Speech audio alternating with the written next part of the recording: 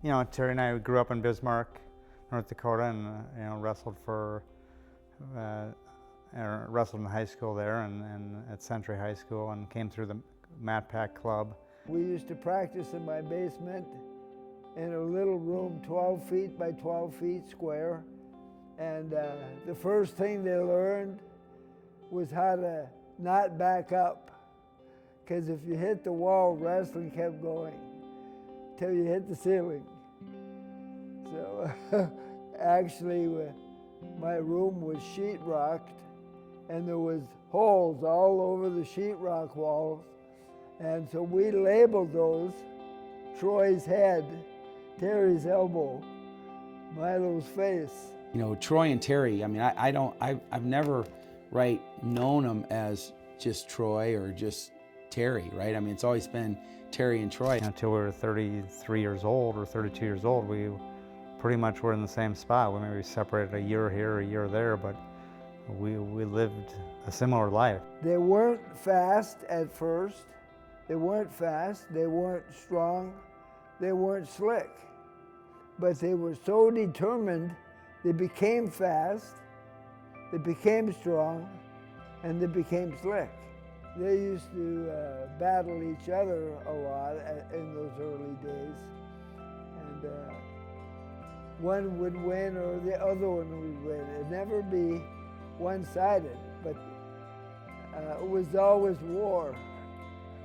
When we started having some success, it seemed like we never won at the same time. We knew that we were a part of each other's success, right? And so when he won, you took some, you took some pride in that, right? My win in 1993 obviously, was a huge win for me at the NCAAs, and something that was, you work so hard for something, and you like to see it, capped off the right way. And so to end like that was a great way to end my college career. Coming from the University of Iowa under Coach Gable, who opened up a lot of doors for both of us because of the opportunity we had there. Already I was an assistant coach at two different colleges, at Oregon State University and then at the University of Wisconsin, and I was in those programs for 2 years and 6 years. And then he jumps into this position at USA Wrestling, taking the women's job, and I think there were a lot of people like, what is he doing? And it wasn't an obvious answer, it wasn't an obvious career path or choice. I mean, he took a massive risk. Women's wrestling at the time, we had 3 states that were sanctioned in the sport of high school girls wrestling.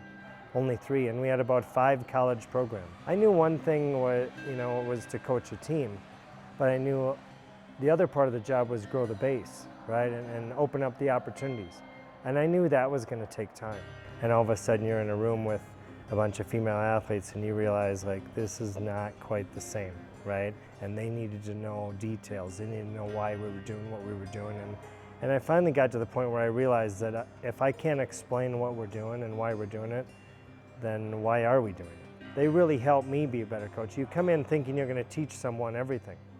You realize that they've helped me as much as I've helped them. Now, fast forward to 2016. When Helen Maroulis won the gold medal, that gold medal was immeasurable, right? What that did, I think, for just the energy around the program and knowing that we could do it. If you go back to 2016, we probably had 45 programs in the college. We had 6 states at that time that were sanctioned. And now, now in 2025, we're at 47 states and, over 180 college programs. And each level will feed the next, We'll start at the youth level, and we'll have girls making our Olympic team who didn't know a world where they weren't allowed to wrestle. And we're not through that, The teams that I'm on, we were girls who had to still fight through those barriers. We're still in its infancy as a program, really. So, in 20 years' time here, we're going to look at a generation of people who didn't know that. I'm a wrestling person. I'm not a women's wrestling coach. I'm a wrestling coach. I happen to be in charge of the women's program at USA Wrestling, but I believe in the sport of wrestling, and I believe in how we can build people through the sport of wrestling, and how we can you know, build their character and build their integrity and make great human beings because of the sport, right? That's what gets me up every day. If he's not the most important, certainly one of the most important figures in the history of women's wrestling, not in the United States, but around the world, right? Terry Steiner, brought his credibility and the respect that people have for him to the program. And without that, the foundation at USA Wrestling for women's wrestling would have been really difficult for us to build. So Terry deserves the honor that is being bestowed on him for the impact that he's had, not on just women's wrestling, but the sport in general. And certainly, he's had a lot of success. I can't think of somebody more fit for any Hall of Fame in the whole wide world. So I think this award is, for me, as much for them as it is for myself.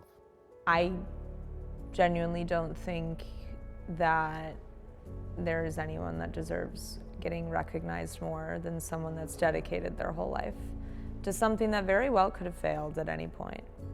You put someone in the Hall of Fame for lifetime service and achievement, and that's what he's done. Because of him, girls wrestling has exploded from like 3,500 in the whole country to thousands. It doesn't happen without Terry Steiner taking the position. And he's always had the same excitement, right? So as long as you continue to see that, that to me is just the pinnacle of what the Hall of Fame is all about. It's those who have continued to not only run the race, but to try to achieve the goals, right? And the goals are constantly moving. And for him to be able to be honored like this is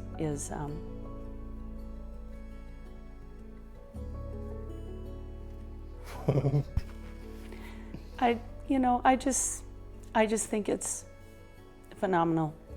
I mean, I'm very appreciative because I know how hard he's worked. Thank you so much.